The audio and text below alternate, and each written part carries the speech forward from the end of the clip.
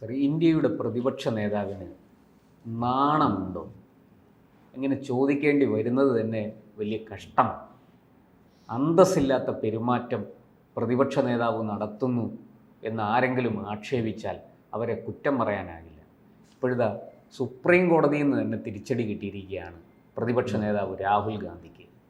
സ്വാതന്ത്ര്യ സമര സേനാനികളെ അപമാനിക്കരുതെന്ന് കോടതിക്ക് പറയേണ്ടി വന്നിരിക്കുന്നു. എന്താണ് സാർ ഈ രാഹുൽ ഗാന്ധി? എന്താണ് ഇദ്ദേഹം മണ്ടനാണോ അതോ മണ്ടനായിട്ട് അഭിനയിക്കുകയാണോ?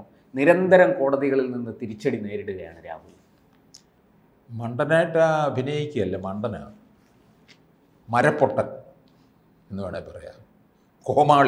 കോമാളി എന്ന് പറഞ്ഞാലും അതിനകത്ത് ചില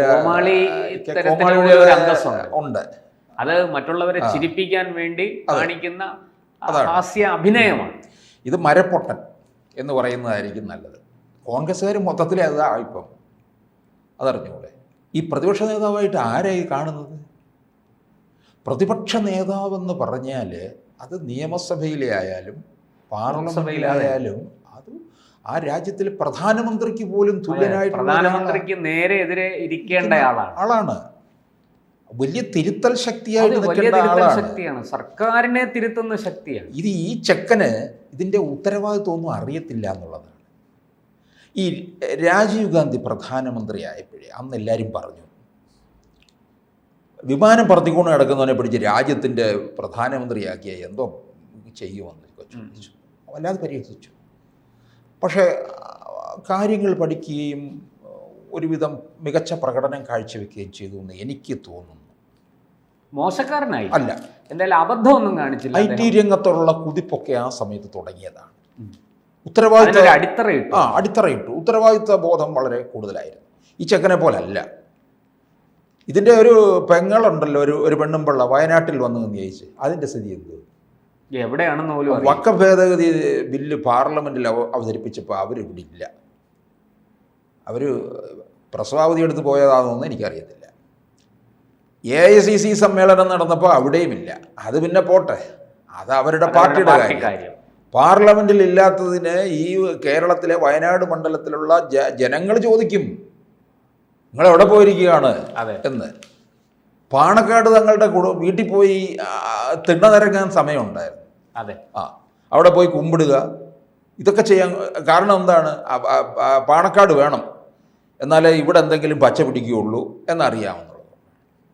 ഇത് രാഹുൽ ഗാന്ധി ഈ ഭാരത് ജോഡോ യാത്ര നടത്തിയില്ലേ, ആ സമയത്തല്ലേ 2022 സവർക്കർക്കെതിരെ മഹാരാഷ്ട്രയിലെ അകോളയിൽ വെച്ച് സവർക്കർക്കെതിരെ വളരെ മോശം പരാമർശങ്ങൾ. സവർക്കർ ബ്രിട്ടീഷ് ദാസനായിരുന്നു, ബ്രിട്ടീഷുകാരുടെ പെൻഷൻ വാങ്ങി, ബ്രിട്ടീഷുകാർക്ക് മാപ്പെഴുതി കൊടുത്തു, ഇങ്ങനെ എന്തൊക്കെ ബ്രിട്ടീഷുകാരുടെ ഏജൻ്റായിരുന്നു, ഇങ്ങനെ എന്തൊക്കെ എന്താ പറയണ്ടേ തല്ലിപ്പൊള്ളിത്തരങ്ങളാണ് വിളിച്ചു പറഞ്ഞത് രാഹുൽ എന്ന്. അപ്പോൾ ഇയാളുടെ അപ്പൂപ്പനെ എന്തൊക്കെ പറയണം? അതെ, നെഹ്റു, ഗാന്ധി, മഹാത്മാഗാന്ധി തന്നെ എഴുതി കൊടുത്തിട്ടുണ്ട് താങ്കളുടെ വിശ്വസ്തനായ ദാസൻ എന്ന കത്തിന്റെ താഴെ. അത് സുപ്രീം കോടതി ചൂണ്ടിക്കാണിച്ചിരിക്കുകയാണ്.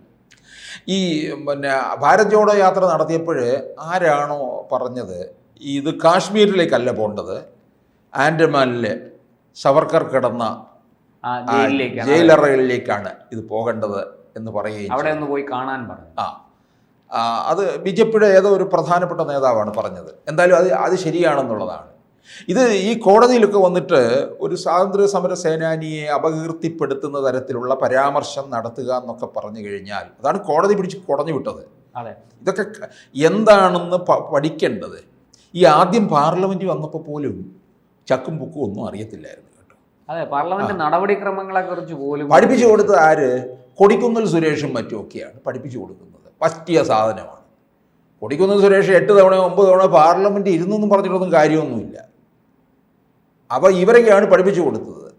അല്ലാതെ ഇത് നേരാമണ്ണം ഇത് നമ്മളെ അതാണ് ഞാൻ ഇവരുടെ പൂർവികരെ രാഹുലിന് മുമ്പുള്ളവരുടെ അച്ഛനെയോ അല്ലെങ്കിൽ ഇന്ദിരാഗാന്ധിയോ ഒന്നും അവരൊക്കെ കാര്യങ്ങൾ സ്വേച്ഛാധിപതിയായിട്ടൊക്കെ നിന്നു ഇന്ദിരാഗാന്ധി. പക്ഷെ എന്നാലും കാര്യങ്ങൾ പഠിച്ച് കൊണ്ടുവന്ന് പോകുന്നതിൽ അവർ സമർത്ഥയല്ലായിരുന്നു.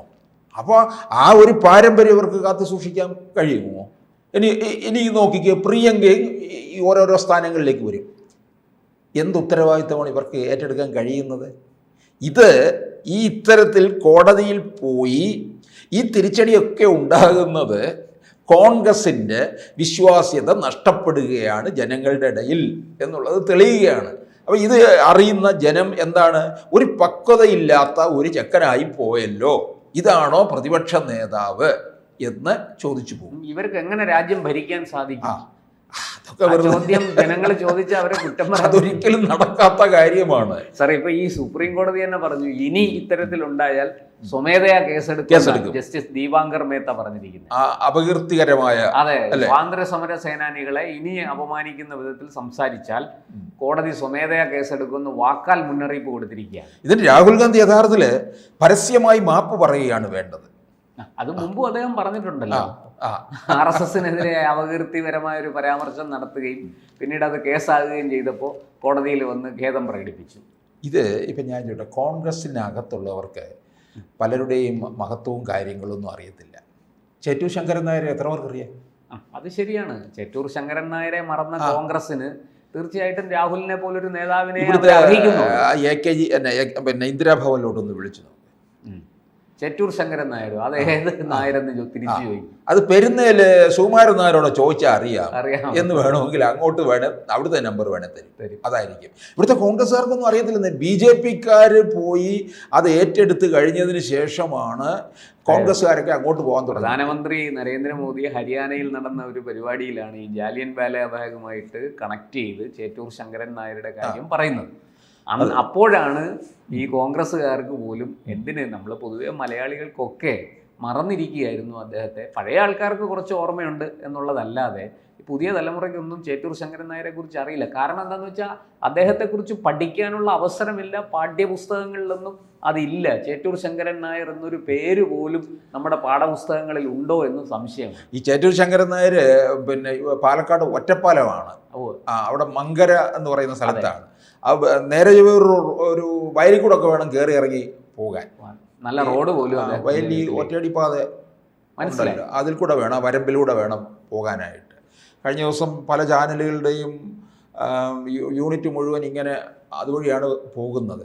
കാരണം ഇവരിൽ നല്ല പങ്കും ഇവിടെ ഇല്ലായിരുന്നു എന്നുള്ളതാണ്. അവരൊക്കെ കേരളം വിട്ട് അവരുടെ ഒരു ഉയർന്ന പദവിയിലൊക്കെ ജോലിയിലും പഠനത്തിലും ഒക്കെ ആയിട്ട് കഴിഞ്ഞവരാണ്. അപ്പോൾ ഈ തറവാടൊക്കെ ഇങ്ങനെ നിന്നു എന്നുള്ളതാണ്. എന്നാലും അങ്ങനെ മറക്കാൻ പാടുണ്ടോ ചേറ്റൂർ ശങ്കരൻ നായരെ? അല്ല സാർ, ഈ രാഹുലിനെ പോലെയുള്ള ഒരാൾ കോൺഗ്രസിൻ്റെ തലപ്പത്തിരിക്കുമ്പോൾ, അല്ലെങ്കിൽ കോൺഗ്രസിനെ നയിക്കുമ്പോൾ, പ്രതിപക്ഷ നേതാവായിരിക്കുമ്പോൾ, ഈ ചേറ്റൂർ ശങ്കരൻ നായർക്കും ജാലിയൻ വാലാബാഗിനും നമ്മുടെ അതിപ്രശസ്തരായ സ്വന്തം ജീവൻ കൊടുത്ത് സ്വാതന്ത്ര്യ സമരത്തെ, ബ്രിട്ടീഷുകാർക്കെതിരായ സമരത്തെ അങ്ങേയറ്റത്തെ വീറോടുകൂടി നിലനിർത്തിയ ആ മഹാത്മാക്കളെ എങ്ങനെ സ്മരിക്കാനാണ്, എങ്ങനെ ഓർക്കാനാണ്? ഇതല്ലേ ഇനം. ഇവർക്ക് ഈ പറയുന്നത് പോലെ ഈ രാഹുലിന് ഇതെന്താണെന്ന് പോലും സത്യത്തിൽ ഇപ്പോഴും മനസ്സിലായിട്ടുണ്ടോ എന്ന്. പാർലമെൻറ്റിൽ പോലും കാര്യങ്ങൾ നടപടിക്രമം ഒന്നും അറിയത്തുമില്ല എന്നുള്ളതാണ് കാണിക്കുന്നത്. എന്നാലൊട്ട് ഈ നെഹ്റു കുടുംബം വിട്ട് അധികാരം വേണം, അധികാരം വേണം. പക്ഷേ ഇപ്പം ഇങ്ങനെ അങ്ങ് ഒഴുകി നടക്കുകയാണ്. അധികാരം കിട്ടത്തില്ലെന്നറിയാം. ഇതിങ്ങനെ അല്ല, അത് പണ്ട് BJPക്കാരെ ആക്ഷേപിച്ചതുപോലെ രാഹുൽ എന്നും ഭാവി പ്രധാനമന്ത്രി ആയിരിക്കും. അതെ, ഭാവി പ്രധാനമന്ത്രി. അത് അന്വർത്ഥമാക്കുന്ന KC വേണുഗോപാൽ വഴി തെറ്റിക്കുന്നത് കേട്ടോ, തെറ്റായ രീതിയിൽ കാര്യങ്ങളൊന്നും. ആര് തെറ്റിച്ചാലും ശരി സാർ, ഒരു പ്രതിപക്ഷ നേതാവിൻ്റെ ഉത്തരവാദിത്വം, കർത്തവ്യം അദ്ദേഹം തിരിച്ചറിയുന്നില്ല. ആ ഒരു അന്തസ്സിലേക്ക് അദ്ദേഹം ഉയരുന്നില്ല എന്നുള്ളത് വാസ്തവമാണ്. കൂടുതൽ വാർത്തകളും വിശേഷങ്ങളും നിങ്ങളിലേക്ക് എത്താൻ ABC മലയാളം സബ്സ്ക്രൈബ് ചെയ്യുക, ബെൽ ബട്ടണും അമർത്തുക.